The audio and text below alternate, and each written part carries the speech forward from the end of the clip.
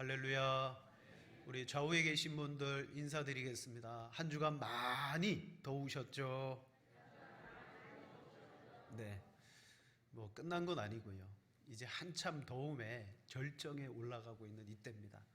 무더운 여름 또 하나님의 은혜로 정말 잘 건강하게 지내시는 여러분 되기를 바랍니다.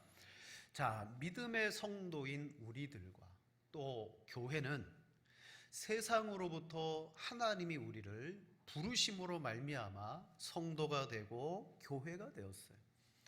그리고 하나님은 부른 우리들을 다시 신자의 정체성을 가지고 세상 속으로 보내셨어요. 여러분, 지난 한 주간 동안 세상 가운데 파송받아 살다가 다시 하나님 앞에 우리는 나옵니다.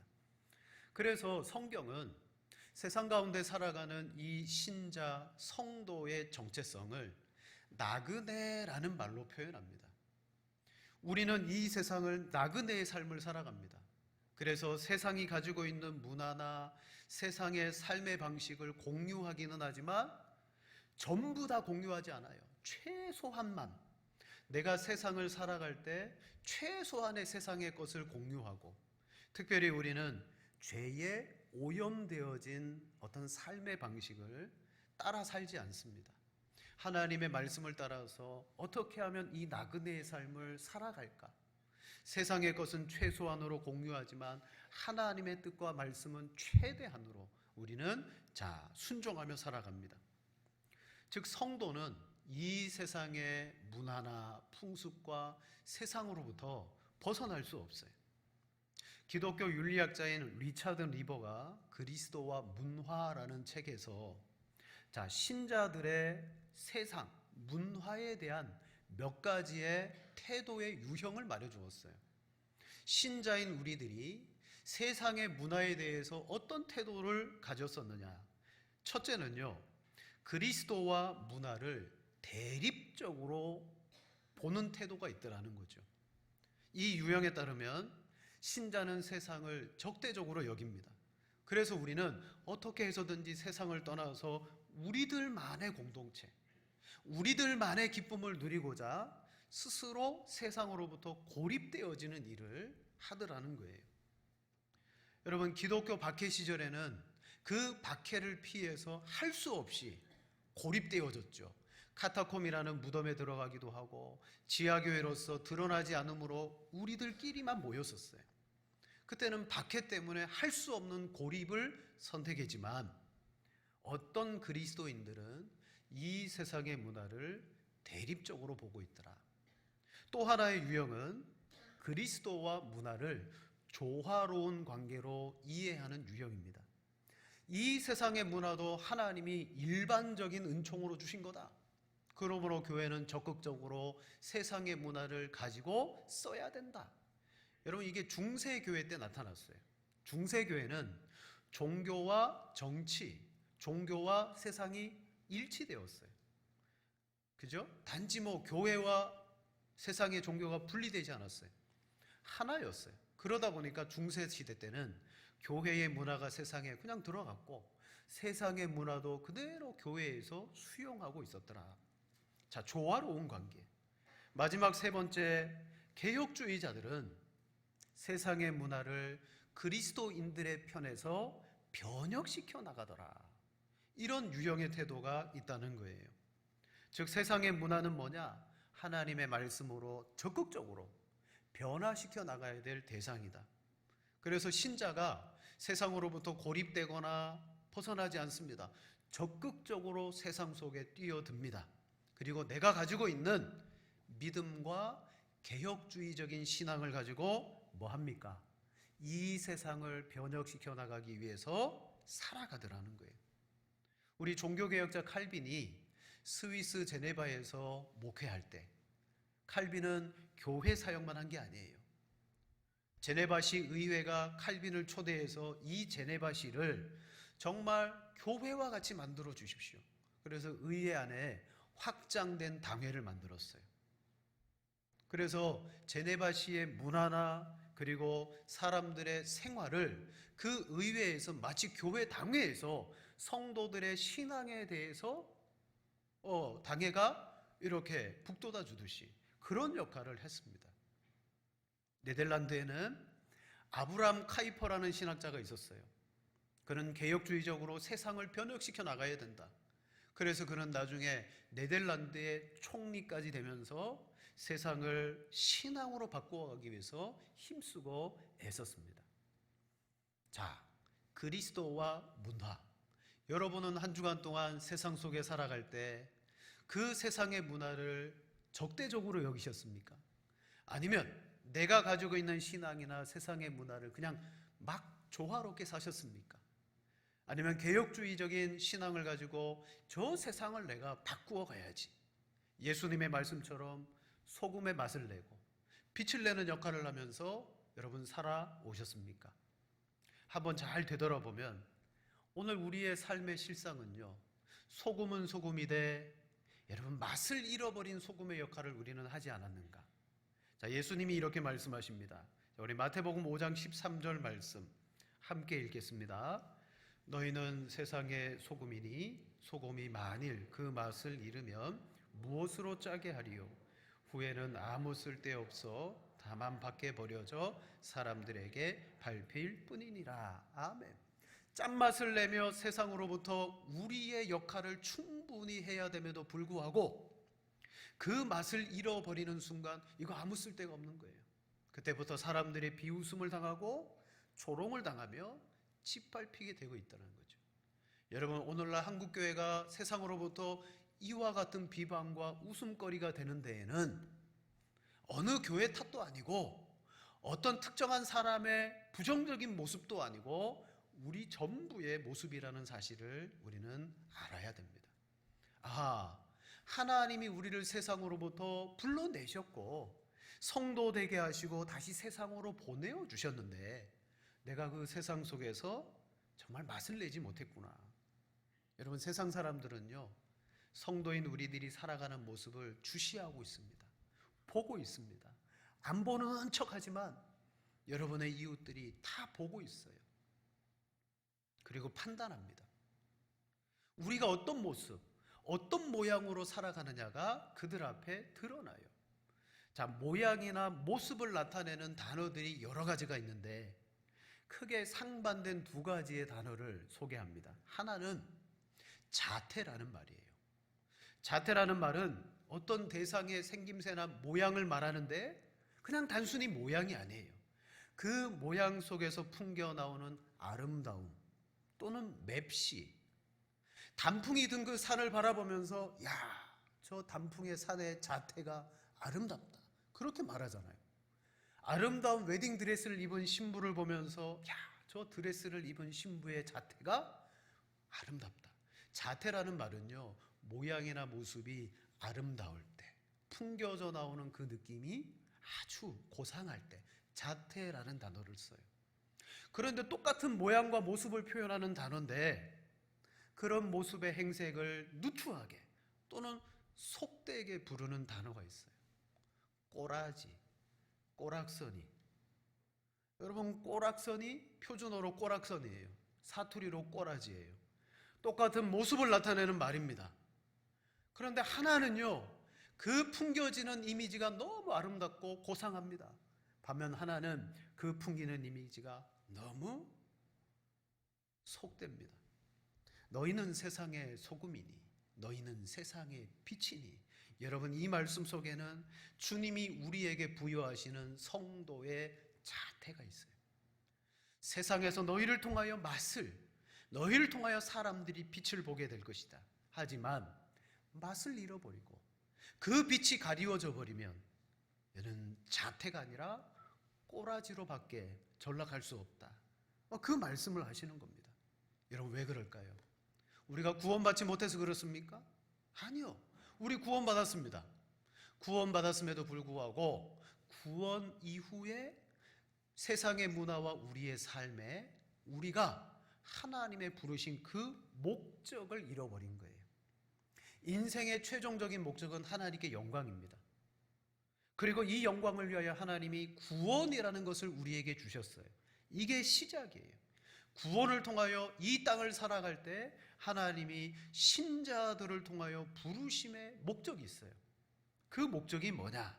자, 첫 번째로 하나님을 닮게 하는 것이 부르심의 목적입니다. 지난 한 주간 여러분 어떤 삶을 사셨는지를 돌아보면서 과연 내 삶이 하나님을 닮고자 하는 목적으로 살았는가? 한번 생각해 보시기를 바랍니다. 자, 이 목적에 대해서 잘 설명한 이 교리 문답서가 있어요. 하이델베르크 교리 문답 86번인데 한번 자막을 띄워주세요. 이렇게 질문합니다. 우리의 공로가 조금 더 없이 그리스도로 말미암아 오직 은혜로 우리의 죄와 비참함으로부터 구원받았는데 우리는 왜 또한 선행을 해야 합니까? 질문하는 거예요. 우리는 비참함에서 그리스도의 공로로 말미암아 구원받았다. 그런데 구원받았는데 왜 또 선행을 행해야 되느냐? 선행은 이제 구원과는 상관없죠. 구원받았는데 왜 선행을 행해야 되느냐? 이렇게 답합니다. 그리스도께서 그의 보혈로 우리를 구속하셨을 뿐 아니라 그의 성령으로 우리를 새롭게 하여 그의 형상을 닮게 하시기 때문이다.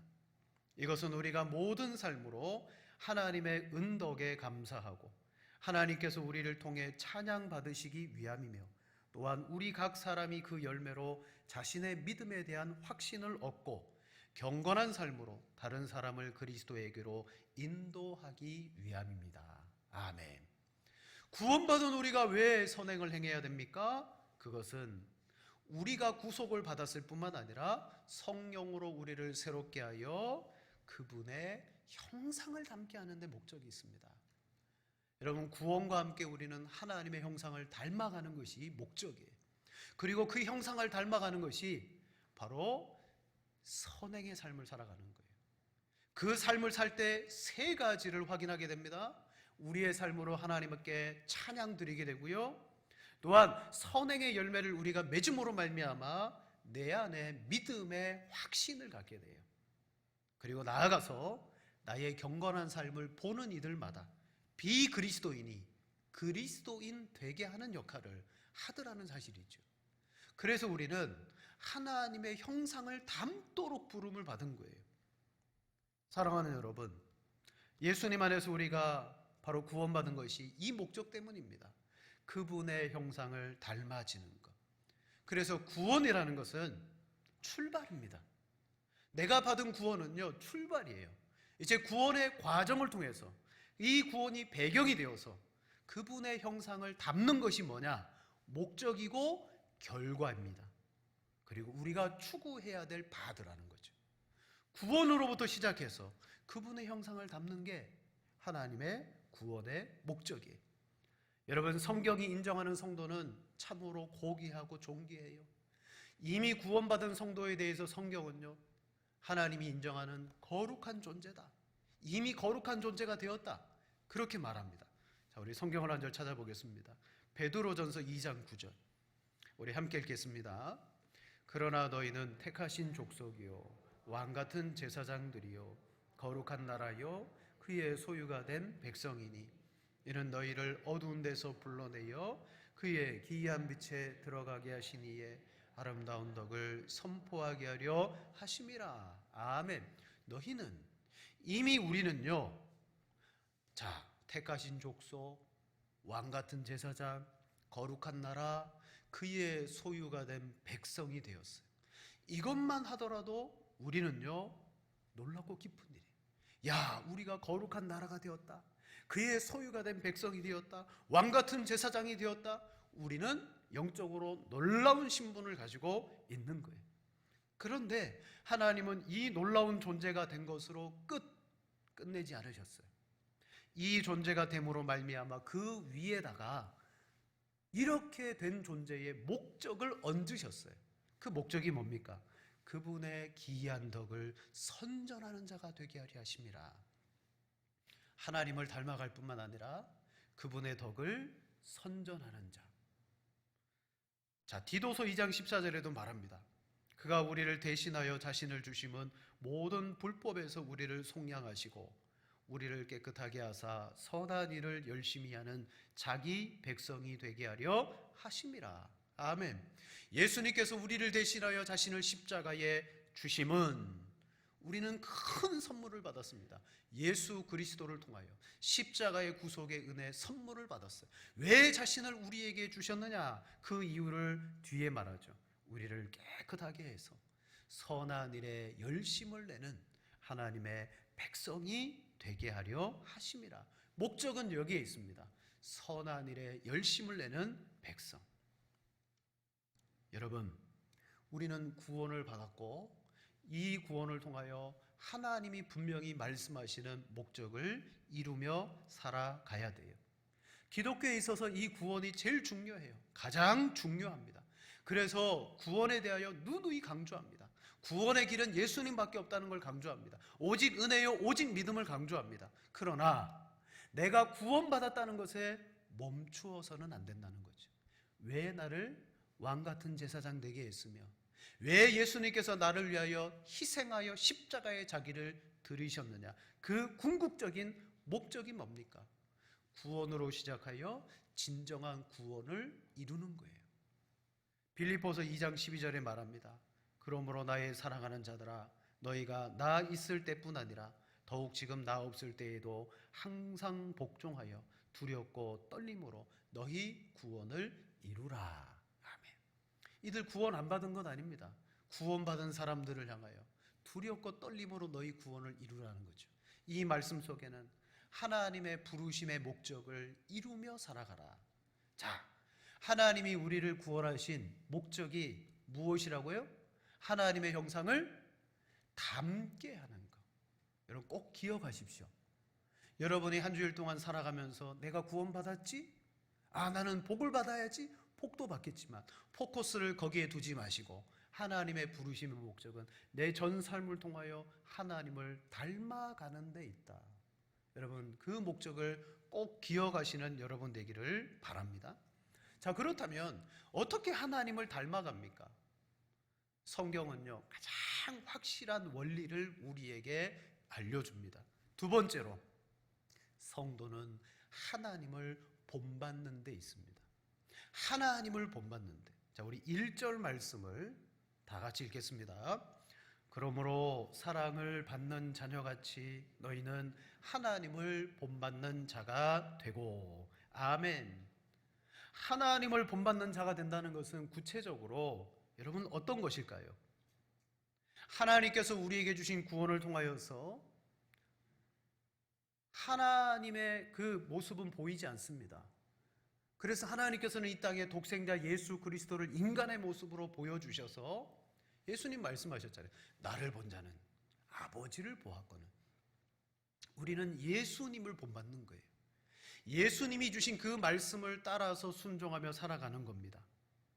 그래서 예수님이 우리에게 너희는 세상의 빛이다 소금이다 라고 말할 때는 바로 그 빛과 소금 속에는 예수 그리스도의 속성이 들어있는 거예요. 그래서 2절에 이렇게 말하죠. 그리스도께서 너희를 사랑하신 것 같이 너희도 사랑 가운데 행하라. 여러분 구원받고 난 다음에 성도에게는 계명 순종의 삶이 주어집니다. 그때부터 우리는요 하나님의 계명을 순종하며 살아가요. 그게 선행을 이루는 삶입니다. 계명을 지켜서 살아가요. 그런데 우리는 계명을 바리새인들처럼 문자적으로 지키지 않습니다. 예수님께서 때로는 계명을 어기기도 하셨어요. 그 바리새인들이 깜짝 놀랐어요. 안식일에 하지 말아야 될 일을 하고 막 그들 볼 때 문자적인 계명을 예수님이 어기는 거예요. 그리고 그들에게 책망합니다. 너희는 율법의 겉모양만 지키지 그 속에 있는 본질은 지키지 않는구나. 그 본질이 뭡니까? 사랑이더라, 사랑. 자, 오늘 예수님은 너희를 사랑한 것 같이 너희도 사랑 가운데 행해라. 하나님을 본받는 것은 여기에 있어요. 하나님은 사랑이십니다.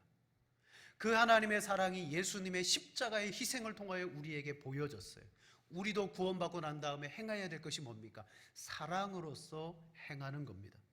계명을 순종하실 때도 단지 문자적으로 그래 내가 이 계명을 순종하면 복을 받겠지. 그게 아니라 이 계명을 지키는 정신이 사랑이어야 되는 거예요. 자, 가령 고린도전서 9장에 바울이 고린도 교회로부터 질문을 하나 받습니다. 우상에게 드려진 제물을 먹어야 됩니까? 먹지 말아야 됩니까? 이것은 그리스도인이 살아가면서 지켜야 될 계명이에요. 먹어야 되느냐 먹지 말아야 되느냐? 대답은 간단합니다. 바울은 그들에게 이건 우상에 드려졌으니까 먹지 말아야 된다, 또는 아니야 이것은 음식이니까 먹어도 돼, 명확하게 단단문으로 먹어라 말아라 답을 딱 주면 돼요. 답을 주죠. 원래 하나님 한 분밖에 안 계신다. 신 우상들은 헛것이다. 그 헛것에게 드린 음식 재물 그거 아무것도 아니다. 그래서 우리는 그 음식을 음식으로 대해서 먹을 수 있다. 이게 바울이 주는 대답이에요. 그리고 고린도 교회 성도들이 받아야 될 계명의 지식이, 우상의 제물은 그냥 먹어도 되는구나. 그래, 이제는 자유롭게 먹자. 근데 바울은요, 거기에서 대답을 끝나지 않아요.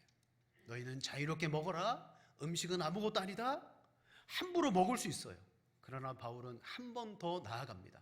뭐라고 말합니까? 우상의 제물에 대하여 우리가 다 지식이 있는 줄 아나. 음식은 아무것도 아니야. 우상도 아무것도 아니야. 먹어도 돼. 이게 지식이에요. 음식에 대해서 지식이 있는 줄 아나. 지식은 교만하게 하며 사랑을 덕을 세우나니. 어떤 환경이 있습니다. 우상의 제물을 막 먹는데 저기 옆에 믿음이 연약한 사람이 나를 봐요. 그 사람은 아직도 우상의 제물을 먹어야 되는지 안 먹어야 되는지 몰라요. 근데 내가 자유롭게 우상의 제물을 지식을 가지고 먹었어요. 나는 계명을 순종한다고 잘한 거예요. 근데 그 사람이 보고 나로 인하여 실족하게 되었어요. 성경은 뭐라고 말합니까? 그냥 지식으로 계명을 지키면 사람은 교만하게 되지만 사랑은 덕을 세우나니. 여러분, 우리가 하나님의 계명과 모든 말씀을 순종할 때 그리스도께서 우리에게 사랑으로 그렇게 행하신 것처럼 너희도 사랑으로 행해라. 그래서 바울은 말하잖아요. 만약 저 믿음이 연약한 자가 나로 인하여 이 음식으로 인하여 실족한다면 나는 평생 고기를 먹지 않겠다. 그게 바울이 사랑으로 행하는 실천이더라는 거죠. 선한 일이더라는 거예요. 여러분, 우리가 신앙생활을 할 때 세상 사람들은 윤리도 지키고 도덕도 지켜요. 그런 관점에서 보면 그리스도인들보다 뛰어난 사람 많아요. 근데 결정적으로 우리와의 차이는 뭡니까? 우리는 그리스도의 사랑으로 모든 것을 행하는 데 있습니다. 세상 사람들도 사랑이 있어요. 근데 그 사랑은 자기의 사랑이에요. 그리고 최소한은 가족 간의 사랑입니다. 하지만 우리는 그리스도의 사랑을 받았습니다. 그는 우리를 위하여 자신을 버리사 향기로운 제물과 희생 제물로 하나님께 드리셨느니라. 너희는 하나님을 본받는 자가 되라. 무엇을 본받으라는 거예요? 그리스도께서 사랑으로 자신을 드리신 것처럼 너희도 그 사랑으로 행하는 것을 본받아라. 여러분, 이게 우리가 하나님의 영상을 담는 중요한 원리입니다. 하나님의 그 사랑을 배우시기를 바랍니다. 예수 그리스도의 십자가를 통하여 하나님의 그 사랑의 기쁨과 감격을 여러분 누리시기를 바랍니다. 그럴 때 여러분은 사랑으로 행할 수 있는 성도의 자태가 여러분 속에 나타나게 될 줄로 믿습니다. 이 사랑으로 우리는 하나님을 본받는 거예요. 사랑을 실천함으로. 그리고 나서 구체적으로 오늘 본문은 성도가 꼬라지가 아니라 자태가 풍겨지기 위해서는 성도는 버려야 할 것은 버리고 취해야 할 것은 취해야 된다라고 말씀합니다. 성도만이 지니고 있는 자태는 뭡니까? 우리가 세상 사람들처럼 어떤 일을 많이 하거나 훌륭한 일을 많이 하는, 어떤 일을 많이 하는데 성도의 자태가 있지 않아요. 성도의 자체란 세상 속에 딱 들어갔을 때 성도만이 가질 수 있는 맛, 성도만이 낼 수 있는 빛, 바로 그 성도됨이 성도의 자태예요. 여러분, 오늘날 한국교회가 세상으로부터 비방을 받습니다. 땅에 밟힙니다. 큰 교회들 얼마나 많아요. 훌륭한 일들 많이 합니다. 한국교회가 이 한국 사회에 이바지하는 것들이 너무나 많아요. 이 일을 그렇게 많이 함에도 불구하고 왜 세상으로부터 손가락질 받고 땅에 밟히느냐? 그것은 성도의 성도됨, 교회의 교회됨을 어떻게 해요? 잃어버렸기 때문이에요. 일 많이 하는 게 문제가 아닙니다. 어떤 일을 하느냐가 문제가 아닙니다. 오늘 내가 어떤 사람이냐가 중요하죠. 그러므로 성도는요, 성도라는 그 이름 자체로 말미암아 나는 성도기 때문에 이건 나에게 마땅하지 않아. 그런 것들은 버리며 사는 거예요. 이건 내게 마땅한 거야. 그럼 그것을요, 취하며 사는 거예요. 그리고 그 속에서 사랑으로 실천하는 거죠. 자, 먼저 성도에게 마땅하지 않은 건 뭡니까? 우리 3절과 4절 말씀 같이 읽겠습니다. 음행과 온갖 더러운 것과 탐욕은 너희 중에서 그 이름조차도 부르지 말라. 성도에게 마땅한 반이라. 누추함과 어리석은 말이나 희롱의 말이 마땅하지 아니하니 오히려 감사하는 말을 하라. 아멘. 성도됨의 마땅함이 여기 있는 거예요. 버려야 될 것은 버려라. 음행, 온갖 더러운 것, 탐욕, 누추함, 어리석은 말, 희롱의 말. 여러분, 이건 누가 하는 겁니까? 뒤에 보면 하나님의 진노를 받을 불순종의 아들들이 하는 것이라. 하나님의 아들 자녀된 우리들은 이거 하는 거 아니에요. 우리는 이것들을 버리면서 성도됨으로 하나님의 형상을 닮아감으로 성숙되어집니다. 여러분, 속에서 풍겨내어지는 이런 성숙함이 사람들로부터 자태로 보여지게 되는 거예요. 5절과 7절 말씀에 너희도 정녕 이것을 알거니와 음행하는 자나 더러운 자나 탐하는 자 곧 우상 숭배자는 다 그리스도와 하나님의 나라에서 기업을 얻지 못하리니 누구든지 헛된 말로 너희를 속이지 못하게 하라. 이로 말미암아 하나님의 진노가 불순종의 아들들에게 임하나니 그러므로 그들과 함께하는 자가 되지 말라. 결과적으로는요, 여러분 그들과 함께하는 자가 되지 말라고 말합니다. 그럼 어떻게 해야 될까요? 세상으로부터 나와야 됩니까? 세상은 그런 사람들 투성인데 그들과 함께하지 말라는 것은요, 그들과 같은 모습으로 너희가 살지 말라는 뜻이에요. 세상에 있지만 철저하게 거룩함으로 분리되어진 삶을 살아라. 자, 시편 1편에 보면 복 있는 사람은 어떤 사람입니까? 여러분 잘 아시잖아요. 악인의 꾀를 따르지 않고 죄인들의 길에 서지 않고 오만한 자들의 자리에 앉지 않고 오직 여호와의 율법을 즐거워하며 그 율법을 주야로 묵상하는 사람. 여러분 버리는 겁니다. 여러분 속에 합당하지 않은 거 있다면 그걸 버리는 거예요. 그걸 버리지 않고서는 우리는 이 세상 속에서 성도다운 자태를 풍길 수가 없어요. 물론 세상 사람들은 좋아하겠죠. 야, 너같이 신앙생활하는 사람 좋아. 나랑 같이 어울리고 함께하고 우리가 하는 그 누추한 말, 우리가 하는 모든 누추한 행동들 같이 따라해 주니까 좋아. 세상 사람들 좋아하겠죠. 잘 어울리겠죠. 하지만 뒤로 싹 돌아서면요, 야, 교회 다닌다는 사람이 저 꼬라지가 저게 뭐냐. 같이 하다가도 결정적일 때 여러분 우리는 밟힐 수밖에 없어요. 왜 그렇습니까? 버려야 될 것을 버리지 않았기 때문에. 자, 버리면 취해야 되겠죠. 성도가 취해야 될 것이 뭡니까?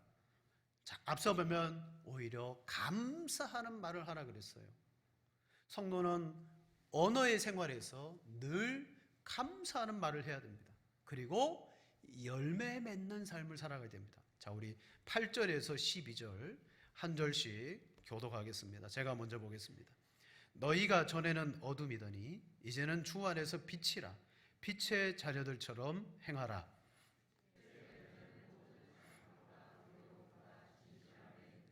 주를 기쁘시게 할 것이 무엇인가 시험하여 보라.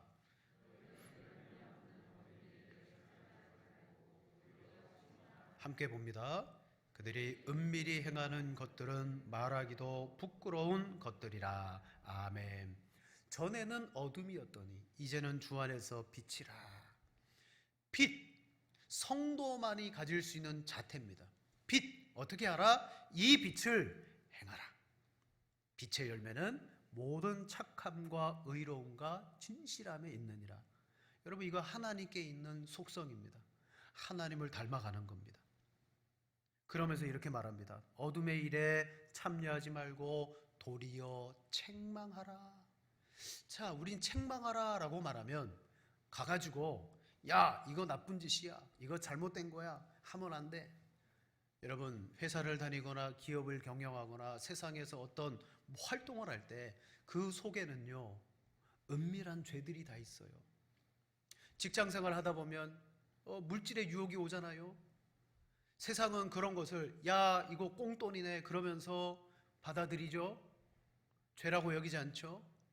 성도는 어떻게 됩니까? 그 앞에서 거부하는 거예요.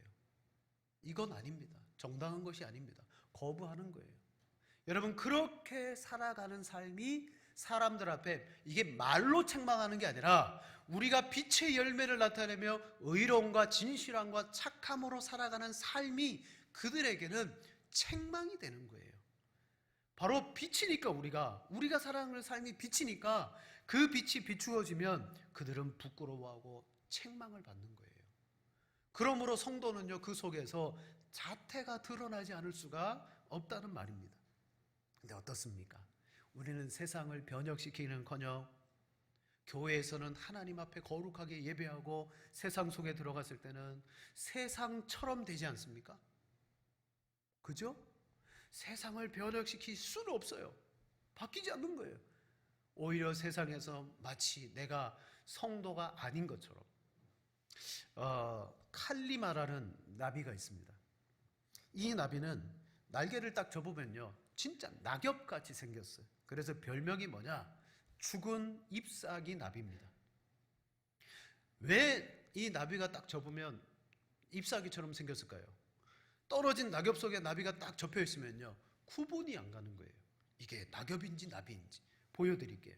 나비가 이렇게 생겼어요. 저게 딱 뭐예요? 마른 잎사귀죠. 근데 다리가 나와 있어요. 마른 잎사귀예요. 여러분, 오늘날 우리 그리스도인들이 세상 속에 나비긴 나비인데 세상 한가운데 들어가서 날개를 쫙 접고 그리스도의 자태가 아니라 그냥 세상 사람들처럼 행할 때 딱 이 모습이에요. 그런데 놀랍게도 이 나비가 날개를 착 펼치잖아요. 넘겨주세요. 이런 모습이에요. 알록달록하고 사진으로 봐서 그렇지 진짜 가가지고 자연의 빛으로 보면 더 아름다운 나비입니다. 왜 접으면 흉물스러운 모습이고 펴면 아름다운 나비 같이 보일까요? 이건 자기를 보호하기 위해서예요. 적들로부터 나를 보호하기 위해서 내가 나비가 아닌 것처럼 탁 접으면 야, 낙엽이구나, 끝나는 거예요. 여러분, 오늘날 우리 그리스도인들이 이와 같은 신자의 삶을 살아가면 안 됩니다. 주일날 교회에서는 온유하고 친절하고 하나님 앞에 세상 둘도 없는 그런 예배자요 성도의 모습을 보이다가, 그리고 세상 속에 들어가면 죽은 잎사귀 나비처럼 싹 돌변하면 안 된다는 거예요. 가정에서, 직장에서, 모든 우리의 사회생활 속에서. 자, 문제는 뭡니까? 구원을 못 받은 것이 아니라 구원받음의 목적을 우리는 이루어가지 못하는 거예요. 하나님의 형상을 닮아가시는 여러분 되기를 축원을 드립니다. 오늘날 우리 교회의 숙제, 성도의 숙제는 뭐냐? 교회가 더 커지고 외향적으로 세련되어지고 아름다워지고, 그게 교회가 점점 성경적 교회로 가는 것이 아니더라는 거예요. 교회는 말씀 가운데 들어와서 오늘 교회됨이 무엇이며 성도됨이 무엇인가를 같이 고민하고 같이 안타까워하고 그 부분을 놓고 기도할 때 여러분, 그 안에 성도됨의 능력이 끌어올려지고 교회됨의 역사가 끌어올려지게 될 줄로 믿습니다. 오늘 세상과 교회 안에 서로 다른 모습으로 보였다면 우리는 먼저는 일치해야 됩니다. 뭘 바라보고? 하나님을 본받아야 되고, 하나님은 예수님을 통하여 자기 자신을 우리를 통하여 주심으로 희생하셨어요. 사랑으로. 우리가 사랑으로 행할 때 그 계명과 실전의 삶을 통해서 반드시 세상 사람들을 책망할 수 있을 정도의 소금의 역할, 빛의 역할이 드러나게 될 줄로 믿습니다. 자, 꼬라지 같은 성도가 아닙니다. 꼬락서니 같은 성도가 아닙니다. 성도는 자태가 풍겨야 됩니다. 바로 내 마음속에 하나님을 담고자 그러한 성령의 충만한 열망이 여러분 속에 계속해서 일어나셔서 여러분이 성도됨으로 성숙해지시는 그런 은혜의 복이 있기를 축원을 드립니다.